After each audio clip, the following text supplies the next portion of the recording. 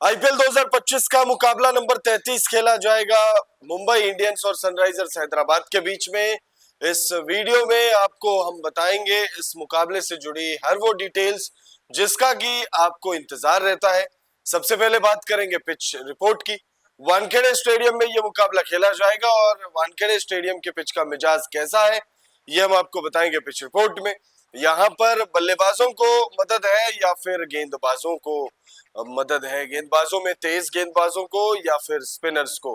Pitch report के बाद बात करेंगे हम मौसम विभाग ने इस मुकाबले के लिए क्या जानकारी दी है। वेदर रिपोर्ट में क्या कुछ डराने वाली जानकारी आई है। वेदर रिपोर्ट के बाद हम बात करेंगे हेड टू हेड आंकड़ों की। दोनों ही टीमों ने जब जब एक दूसरे का सामना किया है तब तब किसका पलड़ा भारी रहा है, हेड टू हेड आंकड़ों में हम वो जानकारी आपको देंगे। फिर उसके बाद बात होगी आईपीएल 2025 में दोनों ही टीमों का प्रदर्शन कैसा रहा है, पिछले 5 मुकाबलों से दोनों ही टीमें कैसा प्रदर्शन करके आ रही है।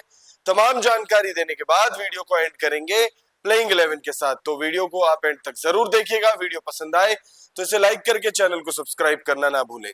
सबसे पहले बात करते हैं हम मैच डिटेल्स की। तो आईपीएल 2025 का 33वां मुकाबला है ये मुंबई इंडियंस और सनराइजर्स हैदराबाद के बीच वानखेड़े स्टेडियम मुंबई में खेला जाएगा।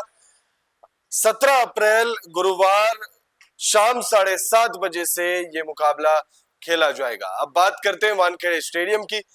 वानखेड़े स्टेडियम को लेकर क्या पिच रिपोर्ट सामने निकल कर आ रही है। यहाँ पर अगर आप देखें तो पारंपरिक रूप से यानी नेचुरली अगर आप देखेंगे तो ये पिच बल्लेबाजों के लिए जानी जाती है। बल्लेबाजी यहाँ पर बहुत ज्यादा आसान मानी जाती है। यहाँ गेंदबाजों की तुलना में बल्लेबाजों को बहुत ज्यादा मदद है, लेकिन शुरुआती ओवर्स में, शुरुआती मैच के शुरुआती पलों में तेज गेंदबाजों को यहाँ ठीक ठाक मदद मिलती है। तेज गेंदबाज भी आउटशाइन कर सकते हैं।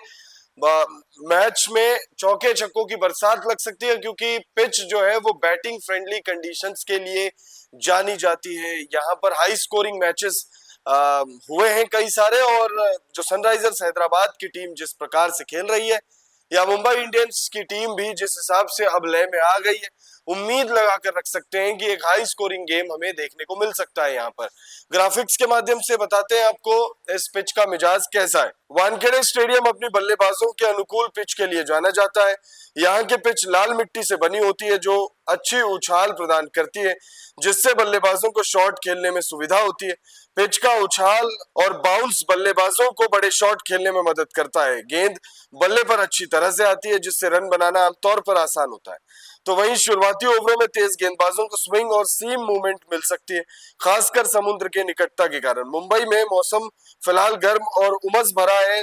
शाम के मैचों में ओस गिरने की संभावना रहती है, जिससे गेंदबाजों खास तौर पे स्पिनर्स को कठिनाई हो सकती है क्योंकि गीली गेंद को ग्रिप करना मुश्किल हो जाता है। टॉस जीतने वाली टीम पहले गेंदबाजी करना पसंद कर सकती है ताकि दूसरी पारी में बल्लेबाजी करते समय ओस का लाभ उठाया जा सके। हालांकि पिच की बल्लेबाजों के प्रति अनुकूलता को देखते हुए पहले बल्लेबाजी करके बड़ा स्कोर खड़ा करना एक रणनीति हो सकती है।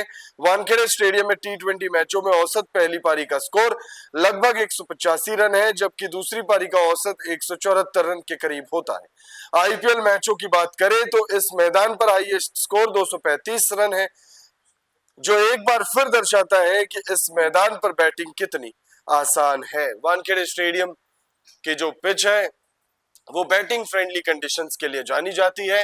तो यहाँ पर बल्लेबाज अगर चौके छक्कों की बारिश करे, एक हाई स्कोरिंग मुकाबला देखने को मिले, तो फिर कोई चौंकने वाली बात नहीं होगी क्योंकि ऐसा अमूमन देखा ही गया है। अब बात करते हैं हम मौसम विभाग ने इस मुकाबले को लेकर क्या चेतावनी जारी की है, क्या मौसम की जानकारी सामने आ रही है। तो सबसे पहले ये क्लियर कर देते हैं, बारिश की कोई चेतावनी जारी नहीं की गई है। आईपीएल 2025 के मैच नंबर 33 के लिए मौसम विभाग ने मुंबई का मौसम मैच के अनुकूल रहने का अनुमान जताया है। मौसम विभाग के मुताबिक अधिकतम तापमान 37 डिग्री तो वहीं 27 डिग्री न्यूनतम तापमान रहने की बात कही है। मौसम विभाग ने बारिश की चेतावनी जारी नहीं की है। तो वहीं 68% ह्यूमिडिटी रहने का भी अनुमान जताया गया है। बारिश की कोई चेतावनी नहीं है, लेकिन रनों की बारिश हो सकती है। अब बात करते हैं हम हेड टू हेड आंकड़ों की। दोनों ही टीमों के बीच आईपीएल के इतिहास में जब जब भिड़ंत हुई है तब तब किसका पलड़ा भारी रहा है। तो यहाँ पर आप देखेंगे कि भाई मुंबई इंडियंस का पलड़ा थोड़ा सा भारी है। मुंबई इंडियंस और सनराइजर्स हैदराबाद के बीच अब तक कुल 23 मैच खेले गए, जिसमें मुंबई इंडियंस का पलड़ा भारी रहा है। मुंबई इंडियंस ने 13 मैचों में बाजी मारी है, वहीं सनराइजर्स हैदराबाद ने 10 मैचों में जीत प्राप्त किया है। तो वही 10 मैच सनराइजर्स के नाम रहे हैं, तो वही 13 मैच रहे हैं मुंबई इंडियंस के नाम। अब नजर डालते हैं दोनों ही टीमों के इस सीजन किए गए प्रदर्शन पर। तो दोनों ही टीमों का प्रदर्शन लगभग एक जैसा ही है और आप पॉइंट्स टेबल पर इसकी झलक देख भी सकते हैं। पॉइंट्स टेबल पर अगर आप देखें तो दोनों ही टीमों ने 6 मुकाबले खेले हैं, दोनों ही टीमों ने 2 मुकाबले जीते हैं, दोनों ही टीमों को 4 मुकाबलों में हार का सामना करना पड़ा है और दोनों ही टीमों का पॉइंट्स जो है वो 4 अंक है। नेट रन रेट मुंबई का बेहतर है, प्लस 0.104, इस वजह से मुंबई इंडियंस 7वें पायदान पर है। तो वहीं सनराइजर्स हैदराबाद माइनस 1.245 के नेट रन रेट के साथ 9वें नंबर पर है। सनराइजर्स हैदराबाद अपने पिछले मुकाबले में जीत कर आ रही है और वो जो पिछला मुकाबला था सनराइजर्स हैदराबाद वाला, वो मुकाबला ऐतिहासिक मुकाबला था, क्योंकि 246 रन चेस करने थे और 18.3 ओवर में सनराइजर्स हैदराबाद ने उस मुकाबले में जीत हासिल की थी।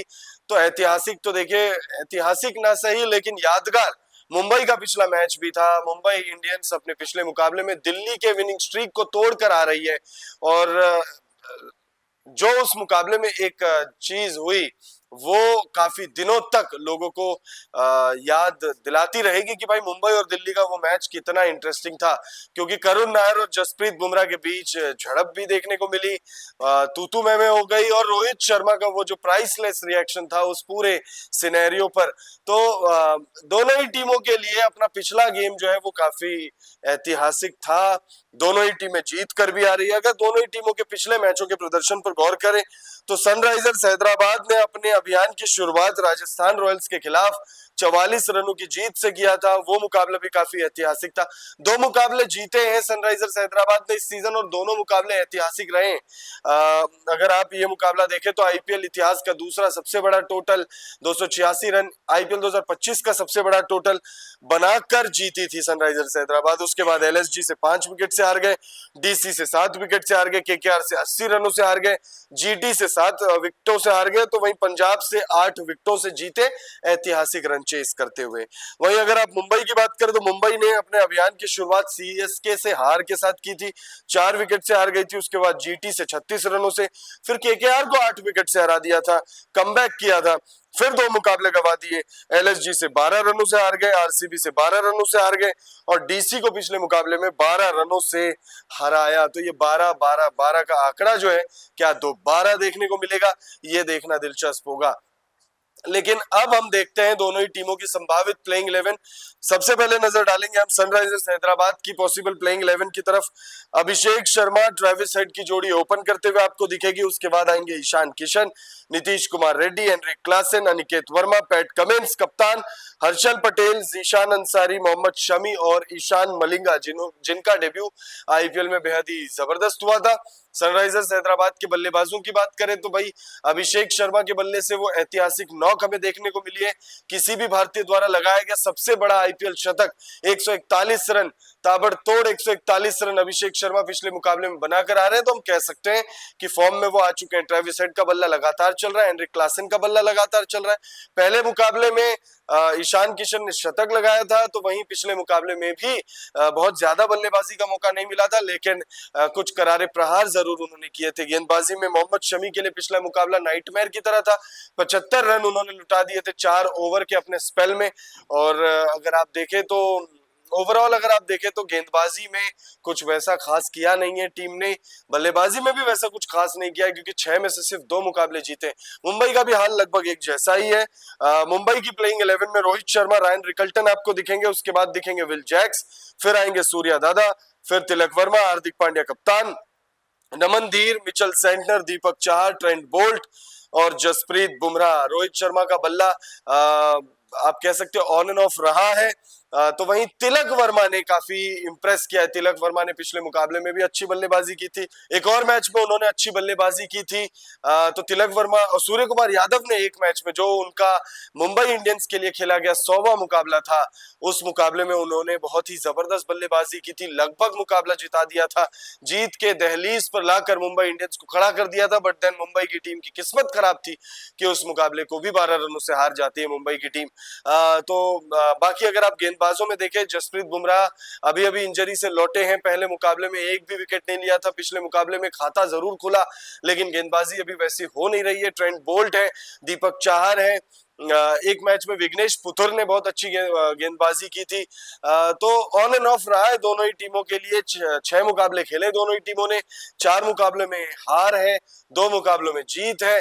अब इस मुकाबले में जीत का सेहरा किस टीम के सर सजेगा, ये देखना बहुत दिलचस्प होगा। कौन सी टीम विनिंग मोमेंटम बरकरार रखती है, सनराइजर्स हैदराबाद या मुंबई इंडियंस? आप भी अपनी राय हमें कमेंट बॉक्स में जरूर लिखकर बताइएगा।